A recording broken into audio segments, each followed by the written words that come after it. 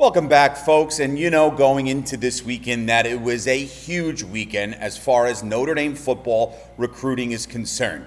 And Irish invasion is always big. You have the O-line camp shortly after that, like we did this year. You go past weekend into Monday, that transition from invasion to the camp. And now you come into this weekend, June 13th to the 15th, and really a spill into Monday the 16th that could be deemed just as big or even bigger. You got a slew of recruits on campus again, some committed, some not. More on that in the next segment. But the Irish have yet another chance, this is the point, to stick their chests out and say, hey, we're ready to reel in the massive fish like we've been doing overall from top to bottom in this 26 class, because you don't need me to tell you, if you've been following it. The 26 class overall is phenomenal. Now, you have a guy in safety, Joey O'Brien, a five-star who I truly believe would slot right into that Notre Dame defense with plenty of growth to become that next great Notre Dame third-level star.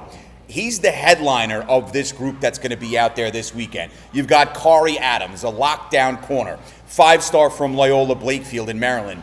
Most feel he'll ultimately head to Penn State, but getting him on campus is the huge kicker, because now you have that proverbial shot to take to say, hey, you might be leaning towards the Nittany Lions, but the Fighting Irish have something to offer here in South Bend as well, especially knocking Penn State out of the semis less than a calendar year ago and eventually competing for a national championship.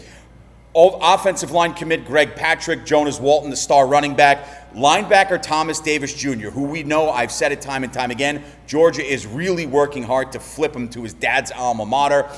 He will be on campus this weekend as well. Defensive tackle Tiki Ola, who I love, he'll be another one there, along with a boatload of top prospects who, again, some are committed, the likes of Walton, Davis, who still, by the way, I mentioned Georgia trying to flip him. He is still very much a hard commit to the University of Notre Dame. We can't undersell that. And then Ola's another guy who is committed and is a stern commitment as well. They're going to get another look at the campus that they have verbal to, but those guys that are sort of teetering, the Joey O'Briens of the world, who would be as big of a get as you could possibly grab, especially at this point in a recruiting window.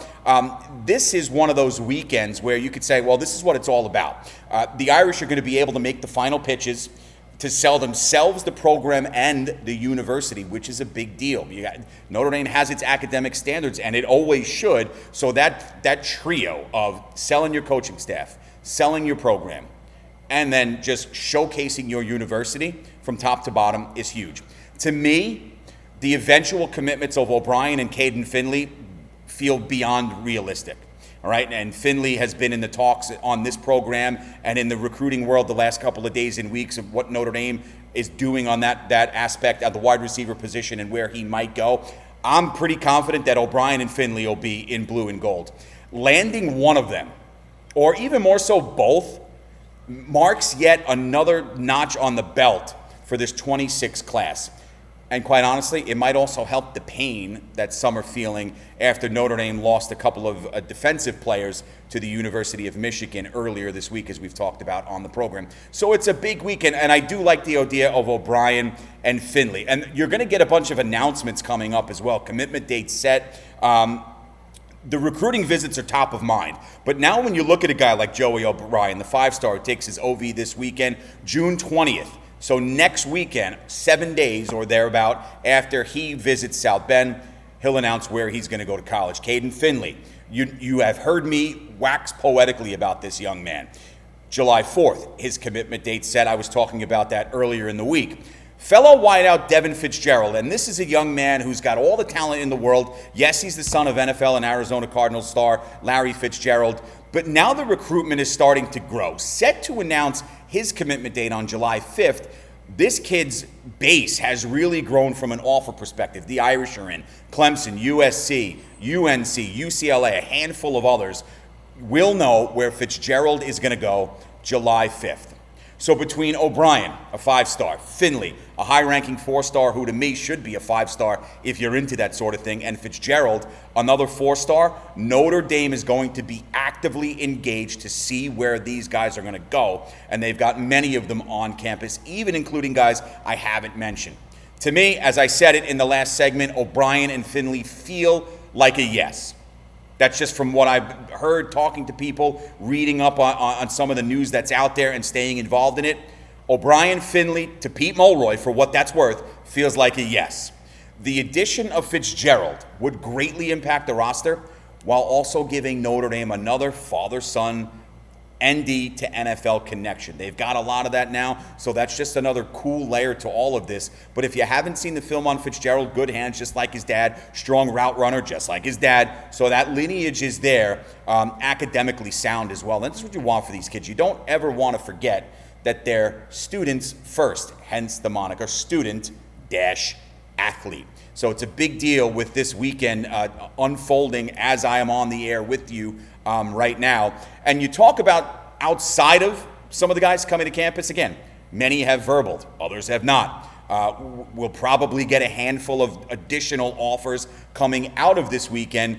But outside of all of that, a player who recently set an announcement date is Donovan Webb, a 2026 defensive back and a damn good one. Another one of these 4-stars. He's going to announce July 2nd, 6-foot, 180-pounder from Panther Creek High in Frisco, Texas. You know the pipeline with Texas, New Jersey, now North Carolina. It seems Notre Dame has done a great job down in the Carolinas this recruiting cycle. So you've got those 3 hotbeds. Webb will be on campus the weekend of June 20th, and he'll be joined by a handful of other guys that I've already talked about. This is a kid who's already taken visits to in-state schools like TCU, Baylor, and Texas Tech. He's visited Ohio State, Clemson, and Michigan. So he's got no shortage of suitors. The Final Four, if you will, right now looks like it includes Notre Dame, Michigan, Texas Tech, and the Wildcats of Kansas State. And the landing of Webb is crucial to Notre Dame building more depth at that position in 2026. The only safety right now committed for this class is Aiden Pouncey, the kid out of Winter Park, Florida, who committed in late April.